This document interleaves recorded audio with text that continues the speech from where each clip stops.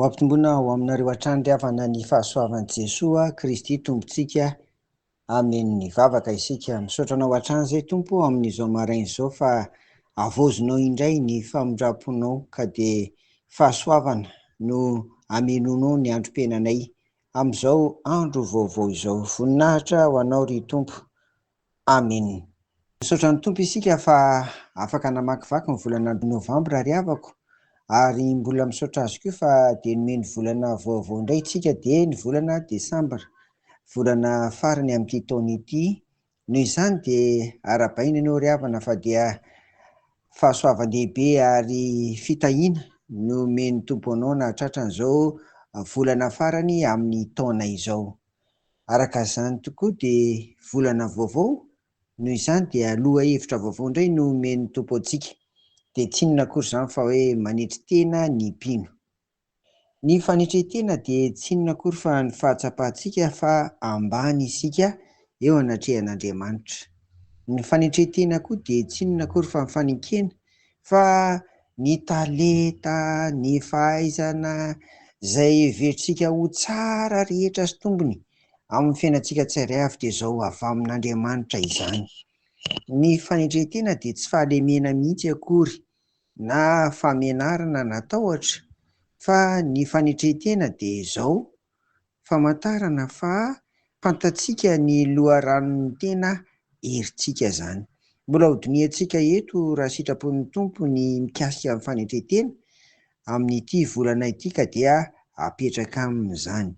Fa izay azo ambara aloha izany ety am-piandohana hoe ny toetra izay mifanohitra amin'ny fanetretena dia tsy inona akory fa ny firehariana na ny fizahazahoana. Eny ary ry havana, ny ao an-tsaina voalohany raha vao miresaka hoe fanetretena dia i Jesoa nanasa ny tongotry ny mpianana.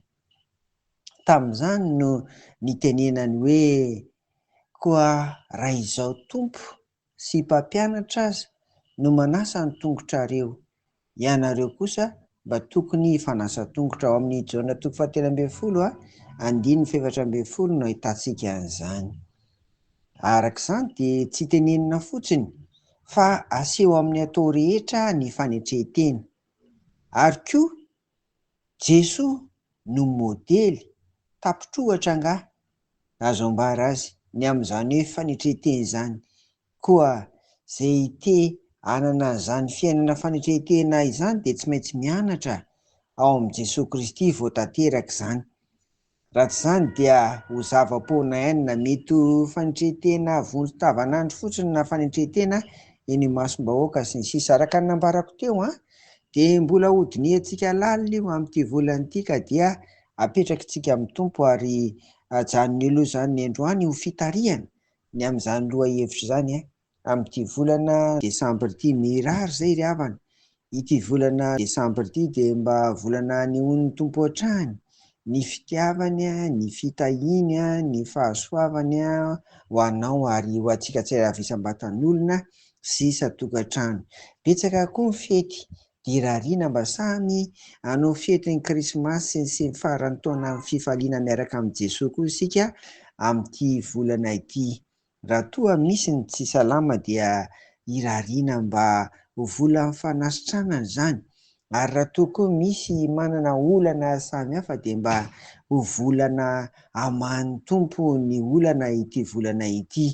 Ary farany ngamba dia irarianay aho raha misy osa, raha misy mba tratran'ny atao hoe fahalemena amin'ny lafiny ara-tsaina ara-batana ara-panahy dia mba ho volana hanatanjahan'ny Tompo ny ireny havantsika ireny anie ity volana ity.